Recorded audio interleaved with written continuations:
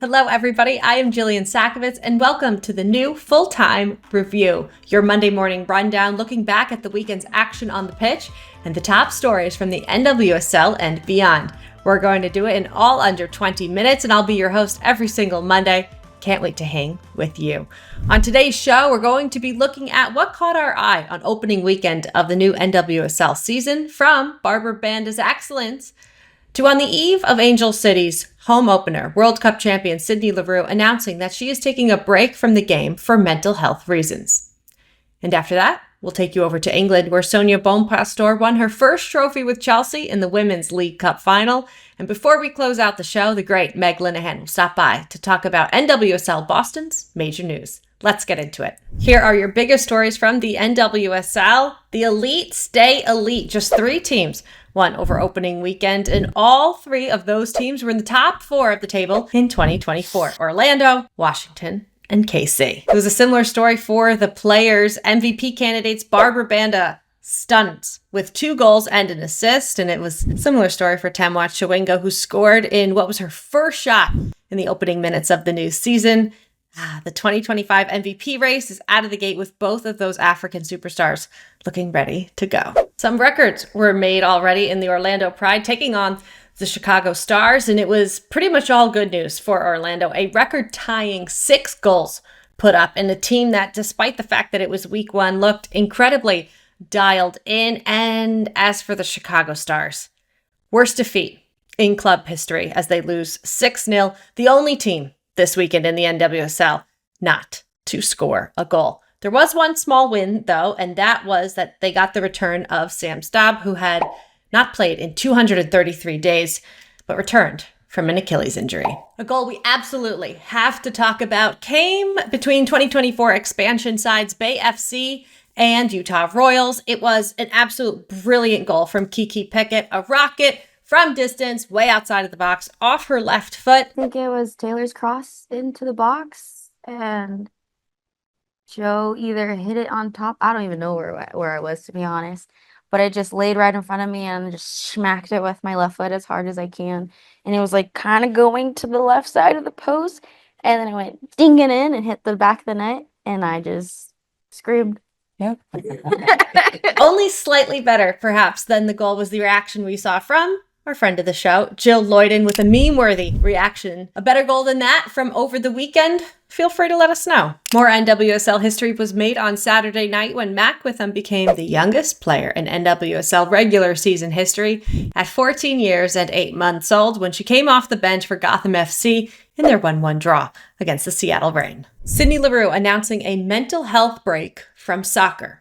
She made the announcement through her Instagram at 10 p.m. Saturday night Pacific time, Leroux's local time in Los Angeles. Her announcement came less than 24 hours before Angel City was set to start its season, welcoming the San Diego Wave in the SoCal Derby Sunday night, a game that ended 1-1. Leroux saying, "I've always prided myself on being honest, authentic, and true to who I am, both on and off the field. And this moment is no different. To everyone who has supported me, loved me, and believed in me, thank you. This isn't goodbye. I will be back." Right now, there is no timeline for her return. The NWSL CBA grants a 6-month mental health break with a salary guarantee.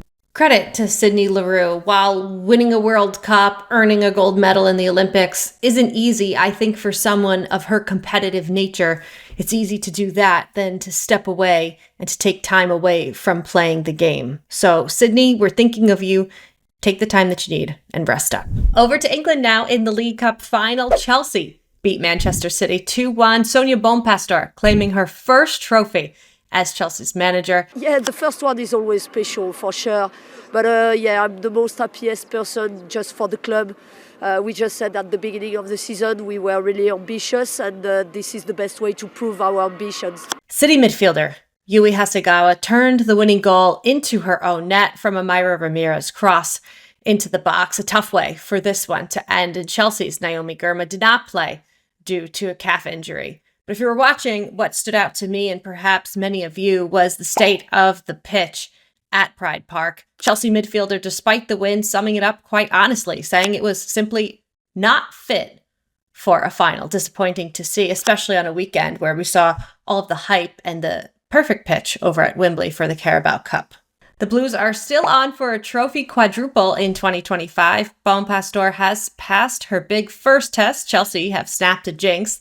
They had lost the previous 3 League Cup finals under now U.S. Women's National Team manager Emma Hayes, having last won the trophy back in 2021. Coming up, Champions League action against City on Wednesday night, March 19th. Something we will be watching is the availability of Man City striker Bunny Shaw. Interim manager Nick Cushing told the media that she's, quote, feeling her hamstring, so we'll look at her. We'll obviously leave her with the medical team. She's a really important player for us, so hopefully she'll be ready for Wednesday. But if not, we will find a solution. And fun fact, Man City and Chelsea are going to know each other quite well. They'll meet 4 times over this 13-day span. League Cup this past weekend, leg 1 of Champions League midweek. Then they have league action this coming weekend before leg 2 of Champions League next week. We are joined now by Meg Linehan. Meg, it is also your opening weekend of sorts. How are you holding up? You know, it's the regular season is back, so we are all surviving as best we can. I am out of form for the 10 p.m. starts, though. I'll put it that way.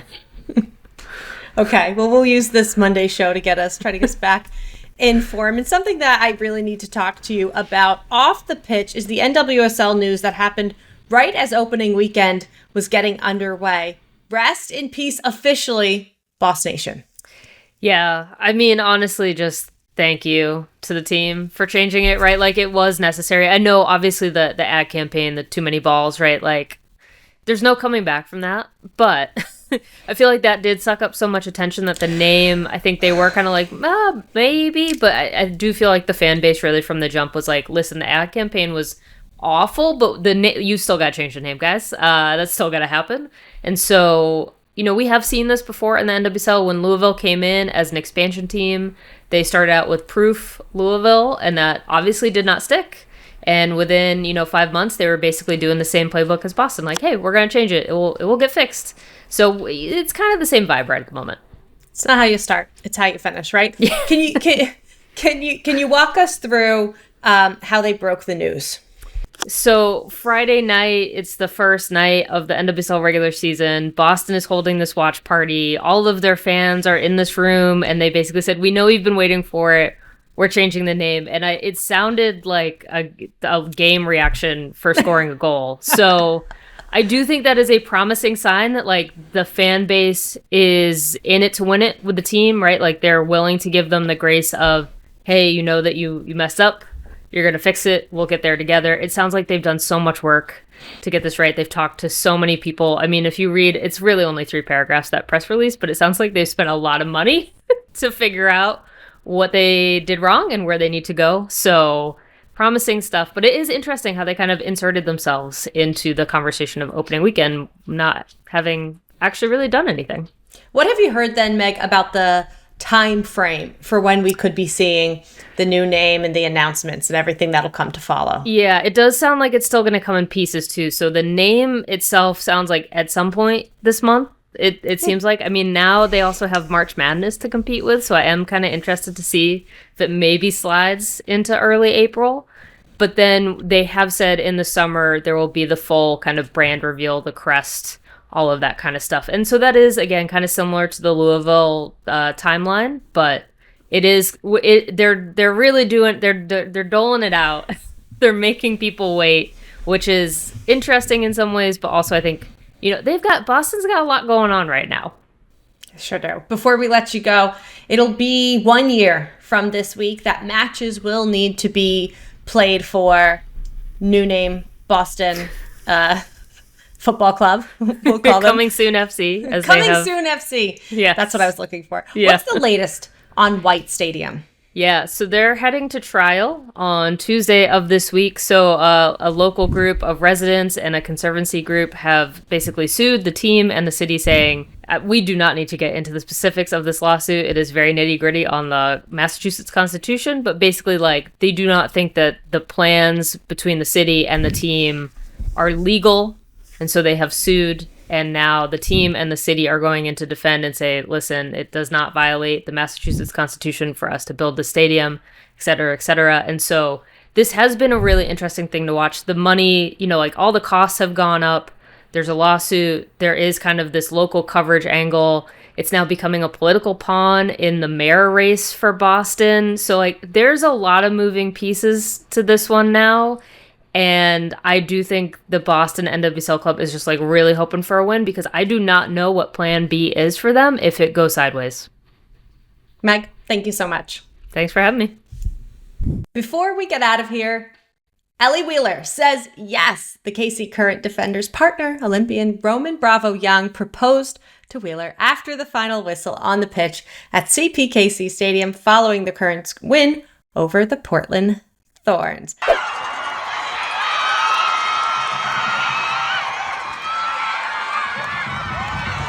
You love to see it. She looked happy. Her teammates arguably looked just as happy. They all jumped in for a huddle. The ring went up in the center. You'll love to see it. Congratulations to Ellie and Roman. That is the way to open the new campaign. Did you know The Athletic has partnered with Yahoo Sports to provide free, best-in-class coverage of women's sports? That's right. Check out the Women's Sports Hub at sports.yahoo.com/women-sports. My name is Jillian Sakovits. Thanks so much for listening to Full-Time Review. You can follow our show at TA Fulltime on YouTube, Instagram, and TikTok, and make sure you're subscribed wherever you get your podcasts. And Full-Time does not happen without our tremendous crew, podcast producer Theo Lloyd Hughes, video producer Leah Griffin, and executive producer Emily Olson. Thanks so much for listening. Meg will be back with our weekly flagship Full-Time show on Wednesdays with the new Full-Time Focus show hosted by me, Jillian Sakovits. Hitting your feeds next Friday. We'll see you then.